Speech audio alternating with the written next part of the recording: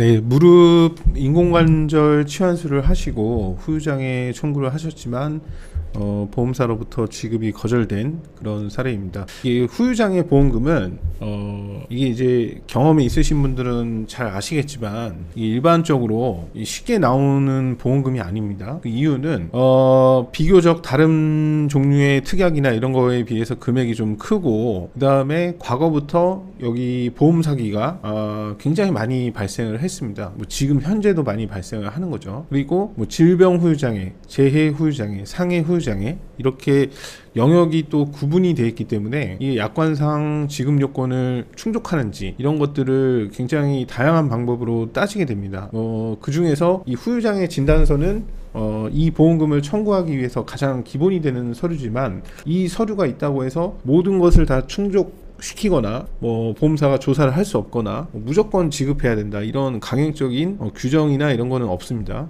그렇기 때문에 또 이런 게 있습니다. 또 의료자문이나 이런 것들이 이제 요즘에는 뭐 별 이상한 보험금까지도 다 시행이 되고 있지만 과거에는, 아주 옛날에는 이 장애에서만 거의 시행이 됐습니다. 뭐 다른 보험금은 그냥 뭐 맞는지 검토를 하고 처리하고 뭐 이런 식이었는데, 이 후유장애는 예전부터 이게 막 의사한테 부탁해서 막 받아오기도 하고 허위 사실도 많고 뭐 사고 내용을 조작하거나 이런 상황들이 굉장히 많았고, 장애가 고평가돼서 들어오는 경우도 많았기 때문에 이 장애 약관에 보면은 장애 지급률 이견이 있을 때 뭐 동시감정이나 의료자문을 시행할 수 있다. 그러니까 제3의 기관에서 이런 식의 규정이 들어가 있죠. 지금 현재도 들어가 있습니다. 그래서 여러 가지 이런 따져볼 것들이 굉장히 많은데, 이 가입자분들께서는 장애 진단서를 했고 의사한테 받은 거니까 그냥 무작정 이렇게 보내시는 경우가 많은데, 저희도 이제 회사가 오래됐다 보니까 이 장애 진단서도 이게 일반 진단서랑 금액이 엄청나게 많이 차이가 납니다. 근데 잘못된 장애 진단서를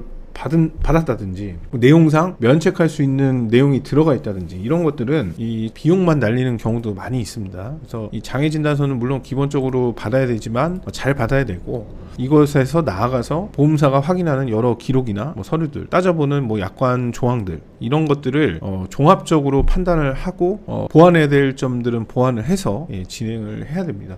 그래서 요 사례 같은 경우는 이렇게, 이것도 보면은 1번 병명에는 무릎 관절증, 이 M코드 들어가는 질병입니다. 이분이 청구한 거는 재해 후유장애였는데 좌측 쇠관전 외부 축부인대 파열, 이거는 이제 S코드 부여가 되는 그런 거죠. 근데 재해 분류표에 보면 S00부터 Y84까지 이렇게 됩니다. 보상 대상이 되는 재해, 병명상 이거에 해당이 되거나 그 다음에 여기는 이제 특이하게 상해에서는 해당이 안 되는데 감염병, 이거는 해당이 된다, 재해로 봐준다, 이런 내용이 들어가 있죠. 근데 이 보상 대상이 되는 재해, 그러니까 뭐 다치거나 이런 것들인데, 그 중에서도 이 질병, 체질적 요인 이런 것들이 있는 사람에게 발생한 경미한 외부 요인, 이게 어떤 것이 경미하냐 이런 것들은 없습니다. 여기에 뭐 정의가 되어 있지 않죠. 근데 이런 것들이 이제 기왕증이 있고 사고 내용이 보험사 볼 때 뭐 경미하다 이런 식으로 해서 분쟁이 많이 발생을 합니다. 그래서 발생하거나 증상이 악화된 경우는 안 된다 이렇게 되어 있습니다. 그래서 이게 이 재해 분류표는 재해 사망이라든지 뭐 재해 후유장애, 뭐 재해 관련된 뭐 수술비나 뭐 여러 가지 입원비 이런 거에도 사용이 되는 아주 가장 기본적인 재해 정의이기 때문에 요 부분에 대해서 그동안 분쟁이 굉장히 많이 있었습니다. 그래서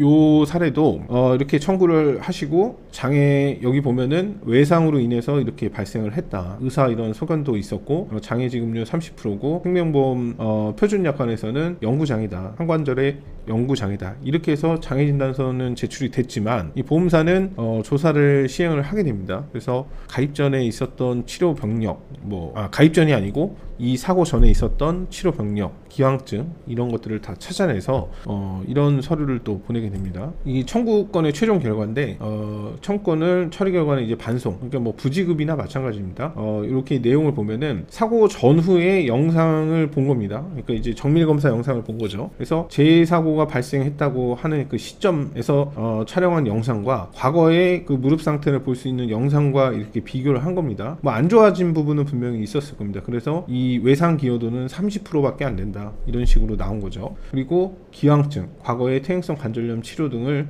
고려할 때 이거는 재해사고가 아니다, 이렇게 보험사는 판단을 한 거고, 그 다음에 이 재해사고에 관한 입증 책임, 그러니까 뭐 청구권과의 인과관계 성립, 이런 것들에 대한 입증 책임은 보험사한테 있는 게 아니고 이 청구자한테 있습니다. 그래서 이게 재해사고가 발생한 게 맞고 재해사고로 인한 후유장애였다, 이런 것들에 대한 입증 책임이 있는데 요거에 관해서 부족하다고 본 거죠. 그래서 이 장애보험금은 부지급한다, 이런 식으로 돼 있고, 아까 읽어드렸던 이 약관 규정, 이런 것들을 관련 규정으로 한 것입니다. 그래서 이렇게 후유장애 진단서만 믿고 이렇게 청구를 하다가 다른 부분에서 문제가 터져 나와서 이렇게 보상을 못 받는 그런 경우가 굉장히 많습니다. 그렇기 때문에 이 장애 진단서만 있으면 즉시 나온다, 이런 생각을 버리시고 여러 방면으로 조사를 하고 검증을 하고 이제 뭐 다양한 서류나 기록들을 다 확인을 해가지고 지급 심사를 하는 보험금이기 때문에 이런 서류들이 문제를 삼을 만한 내용이 없는지, 이런 것들은 기본적으로 따져봐야 됩니다. 뭐 실비나 이런 소액 청구권에서 다 이렇게까지 할 필요는 없지만 어느 정도 금액이 되고, 이런 청구권은 항상 까다롭게 심사를 하기 때문에 이런 부분들을 뭐 실비나 이런 거에서는 할 필요까지는 없지만, 이런 어느 정도 되는 그 금액의 보험금 청구권에서는 이런 것들을 다 확인하고 보완해서 진행하는 사례와 멋모르고 장애진단서만 믿고 진행했다가 결과를 받은 사례와는 큰 차이가 있습니다. 감사합니다.